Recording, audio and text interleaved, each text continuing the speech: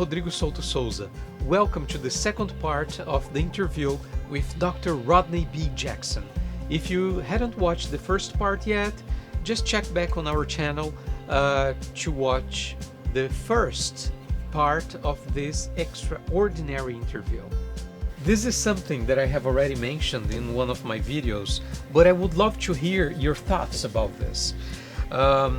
Recently, I read an article that listed 31 types of coaching.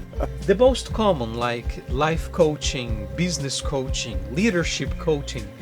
But I also found some very interesting ones like intimacy coaching.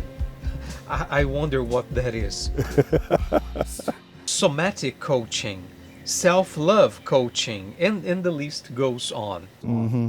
Many professionals criticize the coaching profession because nowadays, due to the great number of people who call themselves coach and use the term coach for everything. And also there are some motivational coaches that do things like this. Okay, watch this video.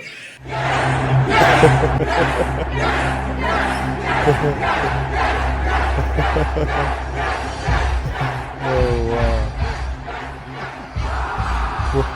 They're motivated.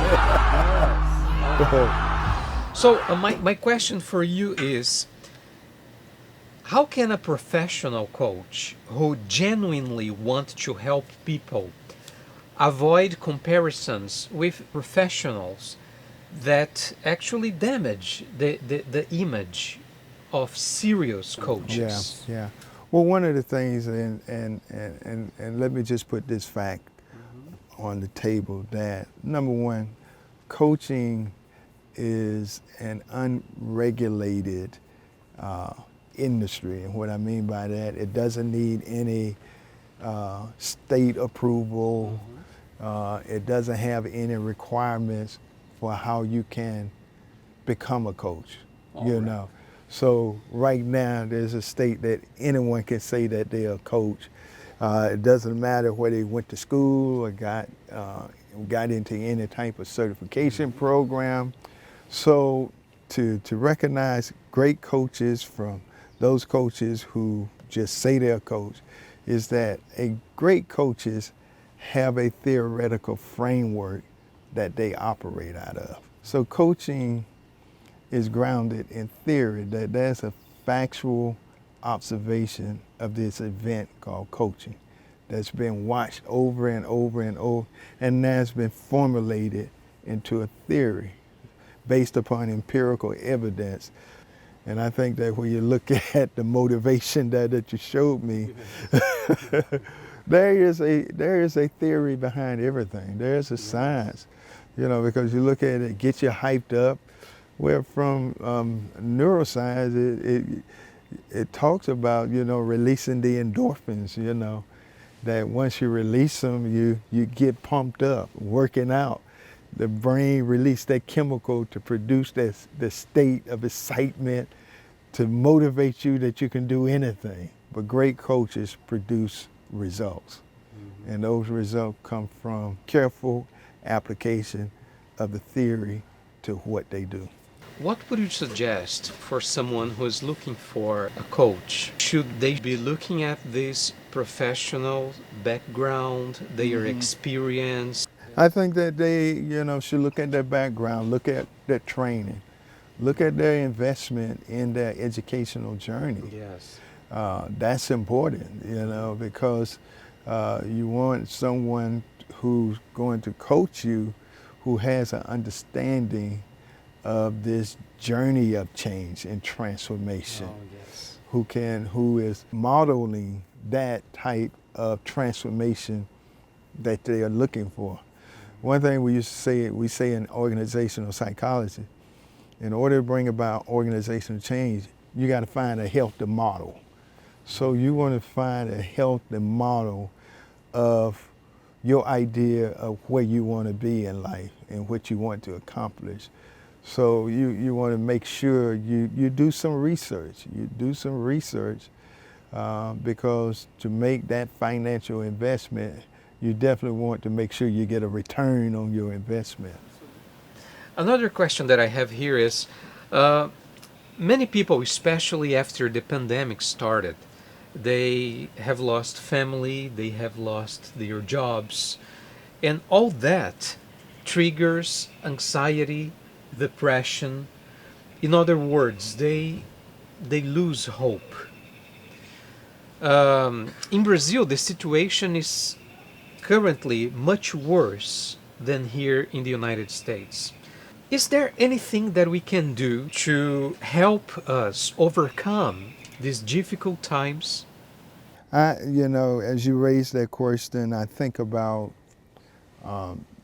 Viktor Frankl, who wrote a book, a very powerful book, Man's Search for Meaning. And in that book, he answered the question that man had been searching throughout eternity. What is the meaning of life? And it's a very powerful book because Viktor Frankl was in 4 German concentration camps, and he survived. He lost his family, and the most horrendous thing that could happen to a person happened to him. He saw friends, those around him, dying, going to the gas chamber. But in that book, he talks about the power of hope, that when he would encourage other friends that was in the concentration camp, when they lost someone, he said, you're obligated to live for them and not to give up hope. Because this moment right now is not going to last forever. Yeah. But if you can hold on to your hope, it can change in a moment, in the twinkling of an eye.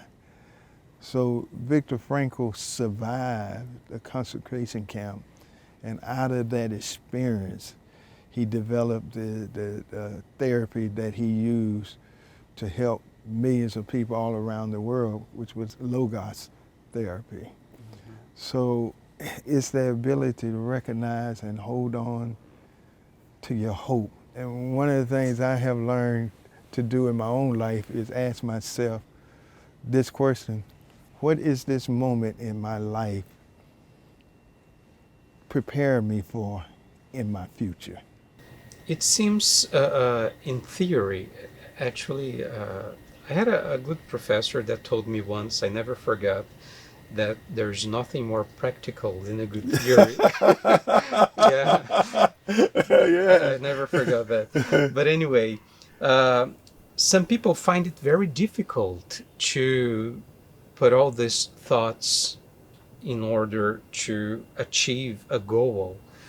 Even in those difficult times, they cannot Mm-hmm. see the way out. Can a professional coaching, for example, help someone to go Definitely through this moment? Yeah, definitely. And the thing of it is, and I think here, right, I have to explain exactly what is coaching. Coaching is not telling you what to do or how to do it. Mm-hmm. A coach asks questions, powerful questions, to make you look inward to find the answer. Because as a coach, we start with this premise that we believe that the individual has the potential to change his situation. Mm-hmm. And all the coach does is just ask the powerful question that facilitate the conversation. Okay, Dr. Jackson, now I have some personal questions for you, all right? The first one is, if you were not a coach, if you were not an educator, if you had decided to do something else, what would it be? To answer that question for me, I think that if I was not a educator, a leadership consultant, or a coach, I think that I would have liked to have been a neuroscientist. Really? Yeah. Well, that is great. Because I'm so fascinated by this 3-pound object inside our skull. All right. and the untapped potential that is there, and just to figure out the awesomeness of the brain, the mind, you know, and how it works. That is very interesting. Okay. Yeah. Well, another question. 100 years from now, Wow. when your great-grandchildren look back and say, hey, great-grandpa Jackson, who was Dr. Jackson? How can we answer this question many years from now? I think that I would want my grandkids and to say in my legacy to be that Rodney B. Jackson tried to inspire every individual that came across his path that he or she could live out their potential to not only change their life, but to change the lives of those around them. Wow. That's who I would want them to say that their great-grandfather was, who he was a person that he never saw anyone that did not have unlimited potential to do something great. Dr. Jackson, what are your final thoughts? I guess I would like to tell, even in the midst of this pandemic, there are opportunities and new ideas and new businesses that are being developed. And that regardless of where you are and regardless of what's your situation in life, don't give up hope. You have untapped potential within you to not only prosper but to thrive in the midst of this pandemic.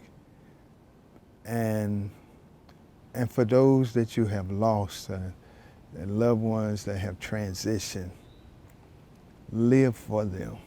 Live for them. Let your life be a living demonstration of the impact of their life on you. And that don't give up hope. Hope is a very powerful force to help you keep moving forward and getting up every morning and trying it again. And one morning when you get up and you try it again, that's when the miracle will happen. So that's what I would like to say to everyone out there. Dr. Jackson, thank you. Thank you so much for being here with us today. And all this information is very, very valuable. We really appreciate that.